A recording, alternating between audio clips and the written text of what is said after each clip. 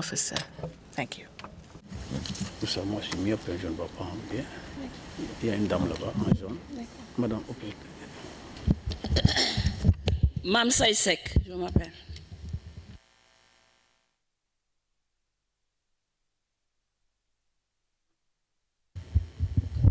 Daouda Faye.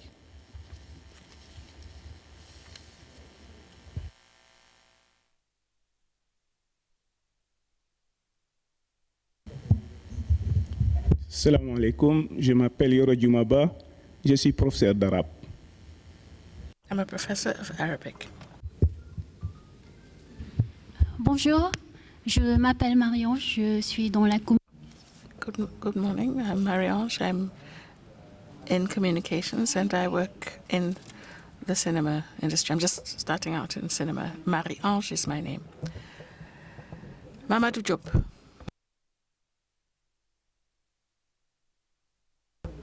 Mohamed Barou.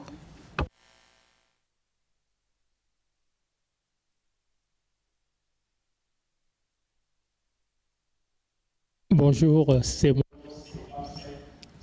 Good morning, my name is Papsek. I'm in the movie industry. On va commencer par cette. Well, let's begin with this first series of speakers.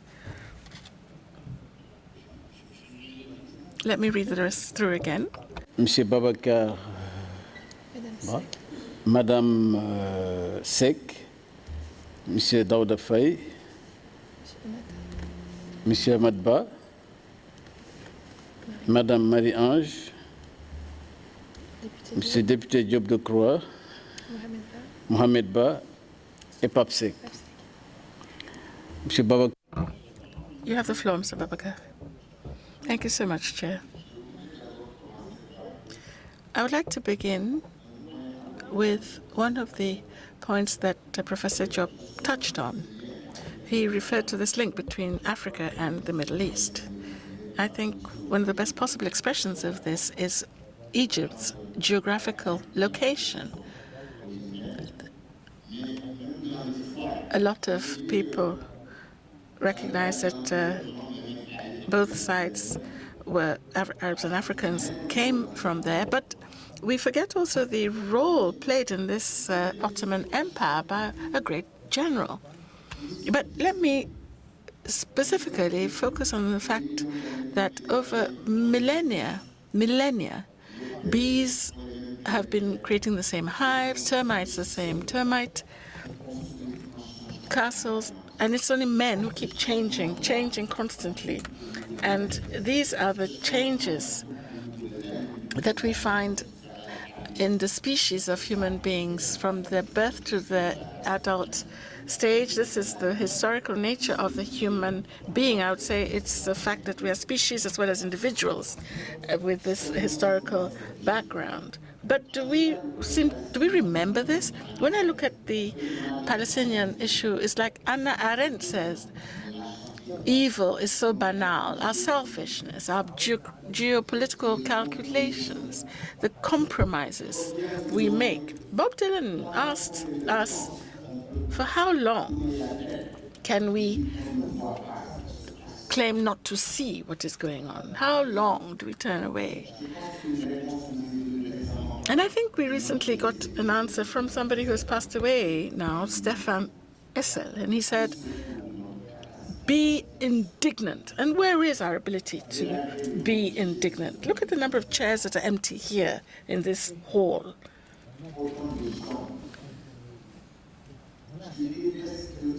I would say it's almost like vice is paying tribute to virtue. Yes, everybody, when they hear Palestinian question, they get agitated. But what do they actually do? It's an instrument just for our own calculated interests. I would say that Ufweboigny, it was in fact Ufweboigny himself who said, states, I've never dined with a state. So it is you, me, everybody, all of us as individuals, human beings who are called to stand up, step up to the plate. Are we ready to speak and say, no more relationships, no rest, as long as this goes on. And the professor has just told us, within the framework of this historical background that we've been referring to, we cannot believe that we can live alone. No man is an island. If meetings, cultural events, everything were closed to Israelis, perhaps all the parties, right and left, because they are the ones who do the true politics in that country. Maybe they would be pushed to the margins. And I would call on the European Union, I would call on the Asians. It was Valérie who said, this is the time of the world that has become in the 20th century. We have to do something human. Thank you. Merci, M. Waka. Je passe la parole. Thank you very much, sir. Now I'd like to give the floor to Madame Sek. Thank you very much, Chair. My name is Mamsai Sek. I am part of the Democratic League delegation, and I am particularly concerned about this Palestine question. We are in close contact with the Association of Palestinian Women, and we also work with the International Federation of Democratic Women. I would say that Senegal and Palestine go back a long way. Between Senegal and Palestine, there's been a marriage of love and reason. Professor Job reminded us earlier that the first diplomatic PLO residence was based here in Dakar. Diplomatic residence was based here in Dakar, and I can remind you that late Abbas Said, the first ambassador, was buried here. The first ambassador was buried here on Senegalese soil, and that was in conformity with his wishes. And all this is just to illustrate the links between Palestine and Senegal. But there's something I would also like to add and draw our attention to, those of us who are activists with respect to the question of Palestine. We have to refuse that our struggle is distorted and channeled into the religious question alone. No, we must refuse this, because I believe that the question of Palestine is first and foremost a humanist question, a question of humanity, a political question, a legal question. And as one of the experts has already pointed out, had we applied international law, we wouldn't be sitting here talking about the question of Palestine. Another issue which is of concern to me, and I would like to draw the attention of this conference to this point, is the following. What do we observe when we see the bombings? We see that it is women, it is children.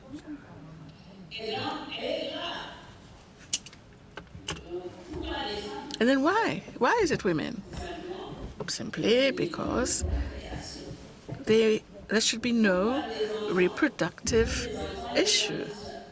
Why children? So the children cannot grow to become adults. So there is a disgraceful attempt to exterminate the people of Palestine. And we have been struggling ever since then. We meet.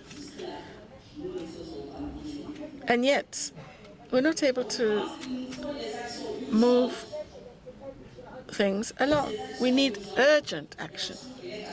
And of course, it's the state that has to be part of this urgent action. But who is the state? The state is us. So I believe that there are things we must bring to bear on states, impose through our action. And when I say action, I believe that when we're talking about culture, and Professor Boubacar pointed this out, we all know that Israelis market scholarships to make people think about things differently. Let's start by boycotting these scholarships, boycotting these apprenticeships and internships as NGOs, as associations. Because I also belong to a union of students, and once was in the 80s.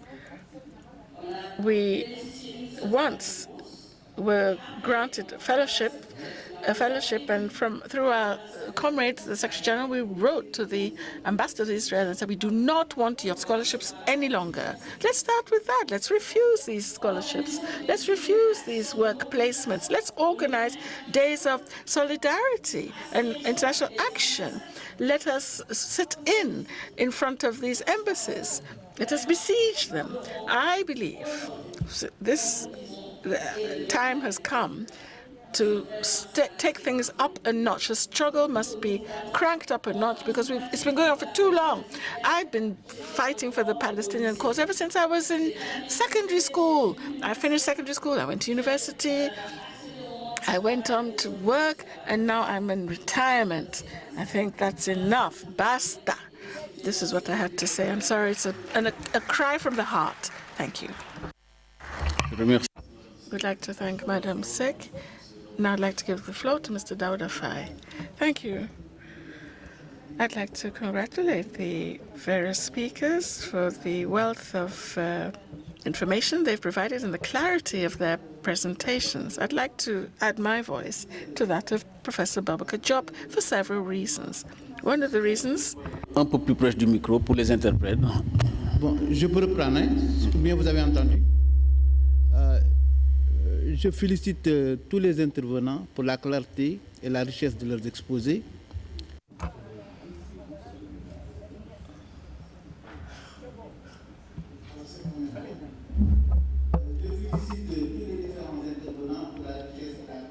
I'd like to congratulate all the speakers for the clarity of their presentations and the wealth of information we have received. We've been edified about the struggle for Palestine, and I'd like to congratulate Professor Babaka Diop for several reasons. The first reason is, well, he is a fervent disciple of Paulo Freire, and I taught his works. I taught about this man for 3 years.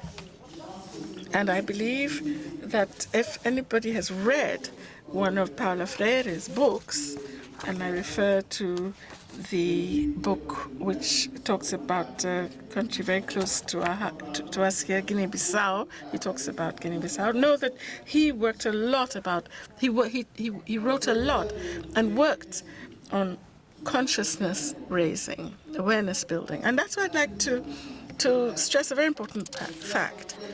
Awareness building. The populations need to understand that this struggle of the Palestinian people is their own struggle. It is through active solidarity. Ma'am Say talked about it. I want to go back to itemize the different types of action that we have to carry out, because she referred to quite a lot of actions that we could carry out. But what I am saying is that it is through this active solidarity with the people of Palestine that we can shake up the consciousness and awareness of the world, because the struggle is almost won, one could say. However, you have to have the masses behind you. This is what we need on the ground as we continue with this combat. Let me introduce myself. I'm Dawda Faye, President of the Solidarity Action Commission, the Association of Friendship and Solidarity between the people of Senegal and Cuba. Thank you. Thank you very much, Mr. Faye, for your contribution. The next speaker is Mr. Ba, I believe. I didn't quite get his first name. No, the name is Mohamed Barrow. Yes, Mohamed Barrow, sir, sorry. You have the floor. Thank you, Chair. Chair, I would like to begin by thanking the speakers, and I'd like to stress how much Africa has to contribute and how Senegal has a contribution to make. As the presenter from the African Union said, it is yes, it is important to step up diplomatic relations, as he said, but I would like to stress that this can also be added to what civil society and all the policymakers are doing on the ground. I'd like to point out that as far as the African Union is concerned, we see, and we also see this from our states, a lot of more courage. There was a later speech at the OIC that President Macky Sall gave. And this attests to what I'm just saying. And today, Ambassador Fodesek and I personally, as an activist, I detect this new determination to give this Committee on the Exercise of the Inalienable Rights of the Palestinian People even more importance. I support that ardently. I'd also like to say that with respect to issues like boycott, these are issues for which there has to be very good organization and coordination of activities on the ground. In fact, let me just point out here that with my friend Mbalo, who is here, I met American activists, and recently they did some extraordinary work in the United States. In one of the major ports of the United States, where an Israeli vessel a fishing vessel, was prohibited for weeks, in fact, for weeks. They didn't allow the ship in, and in the final analysis, this vessel was unable to drop anchor in this major port in a big city in the United States. This is the kind of thing that we are not able to do because we are scattered all over the place. But can we say that it's not just a religious struggle? We know that. We know that it's political, that it's diplomatic, and not just religious. But what we need now is to have all these forces coming together around a single platform of action. Because boycott is not something you can just do like that. It's a science. It's a methodical approach. You can't just boycott all products. If we coordinate our activities thoroughly, then we can select one or two products and then focus our boycott on them so that the boycott becomes efficient. I'm saying also that our media these days, what do we find? African, Arabic youth, they're not made aware of these issues because these major organs of the press, who are they controlled by? Israel. Unfortunately, the countries of the UMRA and the African countries are not aware of this properly. Can you find any Africa-wide network in the African press? It doesn't exist.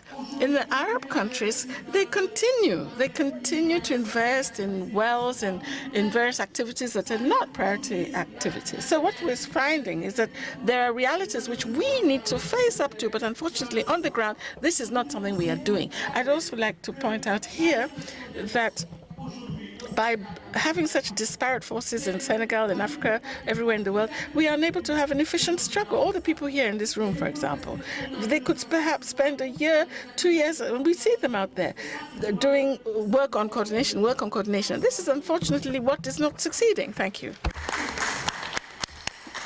Merci, Monsieur Barrault. Thank you very much, Mr. Barrault. The next speaker is Madame Marie-Ange.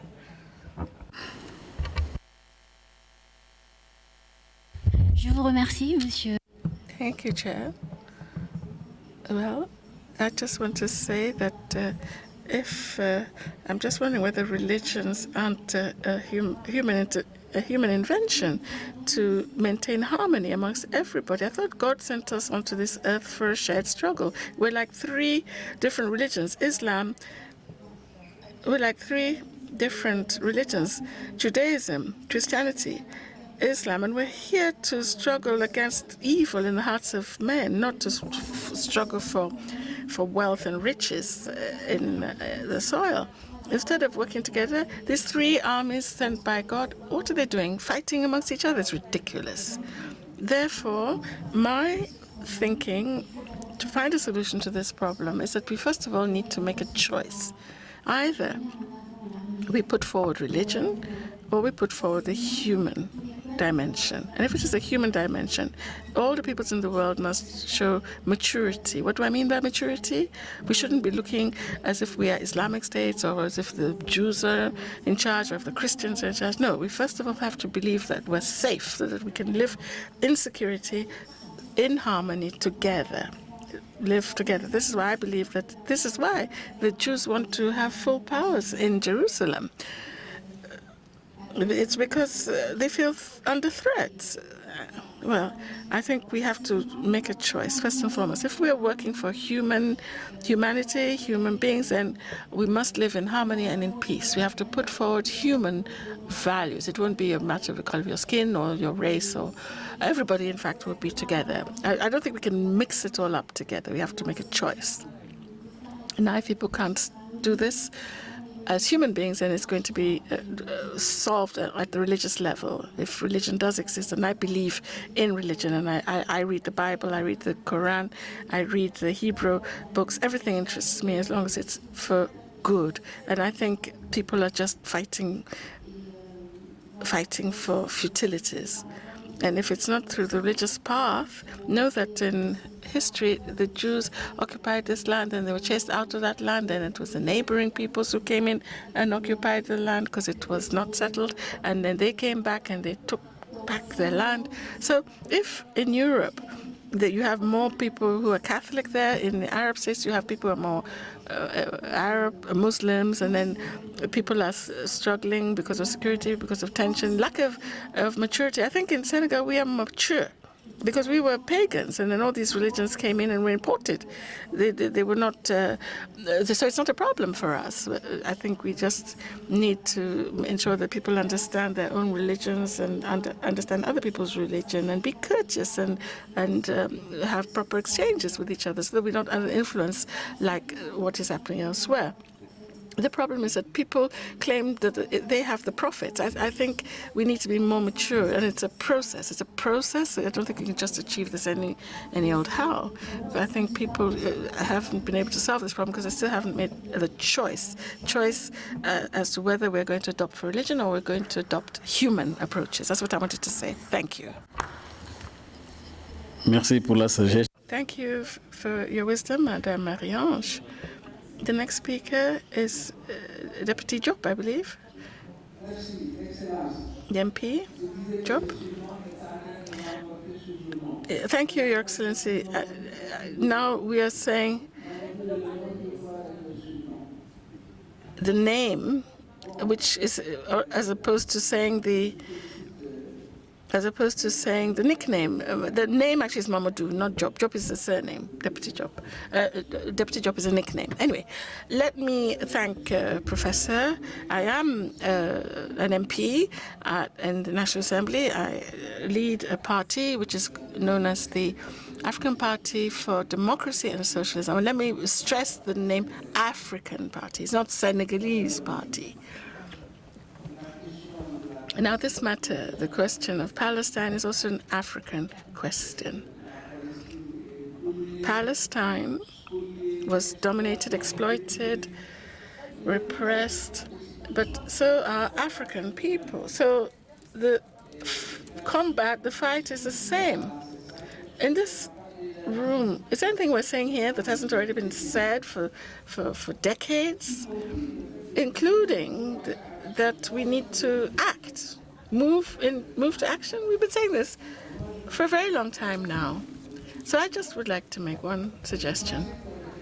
In fact, I didn't think there were that many Senegalese here in this room, but apparently it seems from the list of speakers at least, it's just Senegalese.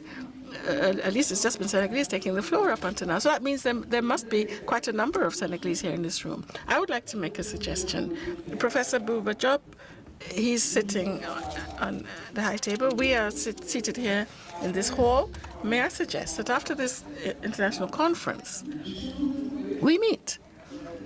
Let us come together. As one of our preceding speakers said, all of us here, those of us who are from Senegal, we are here claiming to defend the Palestinian cause, and we only meet up on such extremely rare occasions. So why don't we, once this conference has ended, with Professor Bouba Diop and the Embassy of Palestine here in Dakar, organize meetings so that we can discuss what we can do here in Senegal. Why don't we start here? Why don't you have to start on the lower rungs of the ladder to get to the top of the ladder? So why don't we start there? Let us discuss these issues that we have been discussing here. We've been talking about whether it's a religious dimension, whether talking about religion takes us back or what can take us forward. I mean, there's all kinds of interesting themes that we can debate, but surely this is not the place nor the time to be discussing all that. So I am making a proposal. Once we leave this conference, we have probably a list of people who have attended, and then we know the embassy is here. We have Professor Diop there.